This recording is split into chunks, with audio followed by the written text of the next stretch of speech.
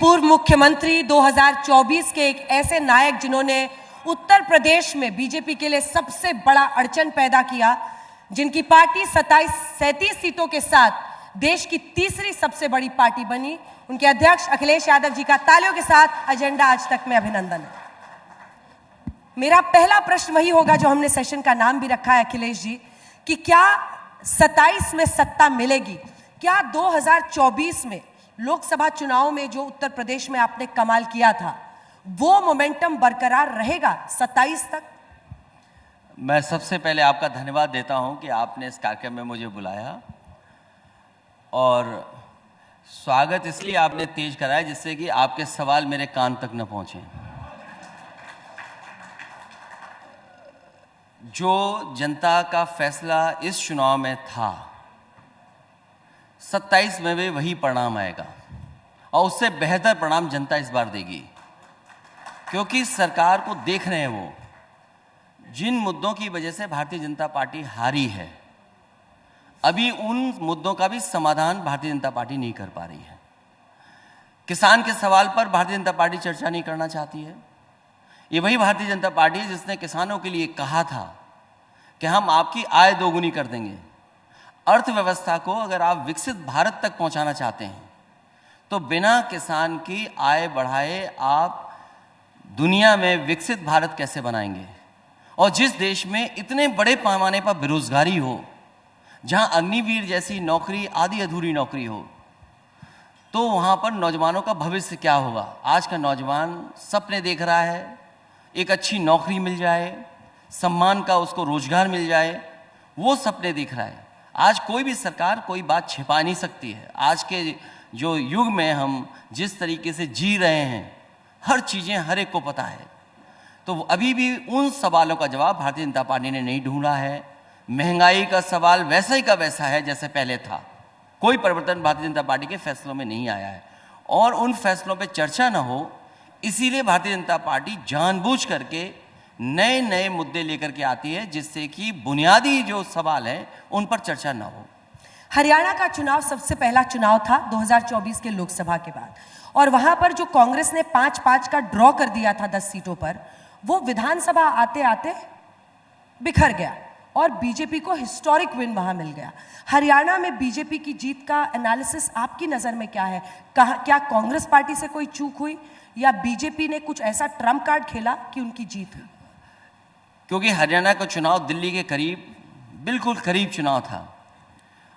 मेरी किसी समीक्षा से कोई बदलाव नहीं होना है, लेकिन मैंने कई चैनल और कई यूट्यूबर्स का जो समीक्षा करने का तरीका देखा, और उनकी जो सूचनाएं और जानकारी थी, मैं समझता हूं किसी भी पॉलिटिकल पार्टी के लिए वो जानकारी बहुत महत्वपूर्ण है। क्योंकि अगर भारतीय जनता पार्टी से मुकाबला करना है तो आपको ज़मीन पर रह करके ही मुकाबला कर पाएंगे। आप किसी भी तरीके से आप उनका मुकाबला नहीं कर पाएंगे, आपको ज़मीन पे ही रहना पड़ेगा। तो आपको लगा कि ज़मीन पर कांग्रेस पार्टी ठीक से नहीं लड़ पाई? क्योंकि जिस तरह का भारतीय जनता पार्टी का काम करने का तरीका है, कई समीक्षाओं में ये बात निकल करके आई कि जो प्रत्याशी लड़ रहे थे भाजपा के, एक तो सिंबल पे था, लेकिन भारतीय जनता पार्टी कितने अन्य प्रत्याशियों को चुनाव लड़ा रही थी ये किसी को नहीं पता था। अब ऐसा मुकाबला कौन कर पाएगा? और ये बहस बहुत पुरानी है। मुझे याद है कि संपूर्ण क्रांति के समय जब आंदोलन हुआ और जिस समय जेपी लोकनायक ने आह्वान किया था, तो उस आह्वान में ये भी था कि चुनाव खर्चा कैसे कम हो। आज हमें और आपको सबको बैठ करके सोचना पड़ेगा कि अगर चुनाव का खर्चा एक पैमाने से ऊपर जाता है तो आप भारतीय जनता पार्टी का मुकाबला नहीं कर पाएंगे। जेपी ने तो कहा था संपूर्ण क्रांति का नारा है भावी इतिहास हमारा है, लेकिन वो भावी इतिहास आज है, और इसी आज में महाराष्ट्र भी महाविकास अघाड़ी यानी इंडिया गठबंधन के साथियों के हाथ से फिसल गया। वहां पर आपको लगा कि उन्होंने कई बागी और अलग अलग उम्मीदवार उतार दिए, वोट शायद बट गया। महाराष्ट्र में क्या हुआ? क्या वहां पर उद्धव ठाकरे का चेहरा ना प्रोजेक्ट करना गलत फैसला हुआ? कांग्रेस सबसे ज्यादा 101 सीटों पर लड़ी, ये गलत फैसला हुआ? आपको क्या लगता है, क्योंकि वहां पर भी हिस्टोरिक विन है बीजेपी? देखिए, मैं किसी दल के खिलाफ नहीं बोलना चाहता हूं, लेकिन बीजेपी का जो जमीन पर काम करने का तरीका है, कम से कम उससे बेहतर काम दूसरे दलों को करना पड़ेगा, तभी आप कामयाब होंगे। और उत्तर प्रदेश जैसी जगह पर जिस समय समाजवादी पार्टी ने पीडीए का नारा बना करके भारतीय जनता पार्टी का मुकाबला किया, उसका परिणाम यह हुआ कि भारतीय जनता पार्टी चुनाव हार गई। और मैं आपसे कहना चाहता हूं कि जितना भी पीडीए मजबूत होगा उतना ही सांप्रदायिक राजनीति भारतीय जनता पार्टी करेगी। जितना पीडीए मजबूत होता जाएगा उतनी ज़्यादा Bharatiya Janata party communal politics करना शुरू कर देगी।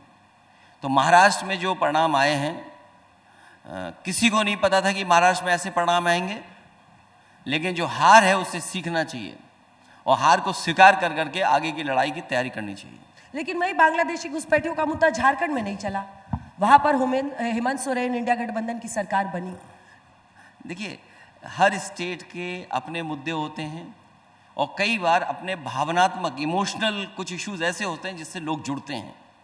भारतीय जनता पार्टी को दबाव बना करके झूठे मुकदमे लगा करके किसी को जेल नहीं भेजना चाहिए था। वहाँ के आदिवासी समाज के लोगों को लगा कि उनके नेता के साथ अन्याय हुआ है। इस वजह से आप अगर रिकॉर्ड देखेंगे और जिस तरह का डेटा दिखाई देता है, भारतीय जनता पार्टी ने तमाम तरह के प्रचार किए, उसके बाद भी वो कामयाब नहीं हुए। बटेंगे तो कटेंगे। आपने एक बार कहा था कि बीजेपी के लेबोरेटरी में पहले ये नारा बना, फिर चुना गया कि किसके मुंह से बुलवाना है, तो उत्तर प्रदेश के मुख्यमंत्री योगी आदित्यनाथ को चुना गया। लेकिन ये नारा वो आगरा से शुरू करते हुए हरियाणा, महाराष्ट्र हर जगह लगा रहे थे।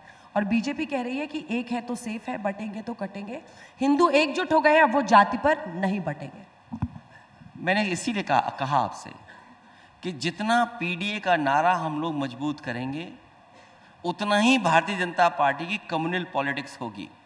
वो पीडीए के नारे से घबराए हुए हैं, पीडीए की एकजुटता से घबराए हुए हैं, पीडीए समाज के लोग एक साथ खड़े होकर के अपने हक अधिकार मांग रहे हैं, इसलिए डरे हुए हैं। जो नारा ये आपको सुनाई दे रहा है वो इसीलिए सुनाई दे रहा है क्योंकि वो सामाजिक न्याय पे बात नहीं करना चाहते हैं।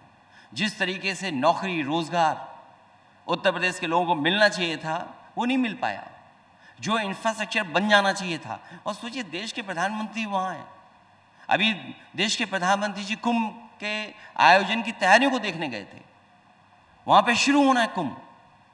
क्या सरकार ने 10 साल में, दिल्ली की सरकार ने और यूपी की सरकार ने गंगा को साफ कर दिया? आज भी नाले बह रहे हैं। और कन्नौज, जहाँ से मैं खुद सांसद हूँ, काली नदी पूरा का पूरा वेस्टर्न यूपी का जितना भी पॉल्यूटेंट है सब लेकर के आकर के गंगा में जुड़ जाता है। कानपुर में जहाँ मुख्यमंत्री जी ने खुद सेल्फी खिंचवाई, आज सेल्फी खिंचवाएं वो जाकर के लोग। तो जो गंगा के साथ या गंगा की सफाई का नारा दिया था वो पूरा नहीं हुआ। इसीलिए वो जानबूझ करके जो बुनियादी सवाल हैं, जो उनके खुद के वादे थे, उन वादों पे वो चर्चा नहीं करना चाहते। आपने पीडीए का जिक्र किया, तो एक हमने पीडीए का ये जो उपचुनाव हुए थे सर, उसके नाम निकाले हैं। तो अगर हम पीडीए में जो तमाम उम्मीदवार दोनों जगह से तय किए गए थे वो हम दिखा रहे हैं कि एक यादव और कुर्मी कैंडिडेट ओबीसी, एक बिंद नॉन डोमिनेंट जो है वो 3 पिछड़ा आपने दिया, 2 दलित को दिया, 4 अल्पसंख्यकों को दिया।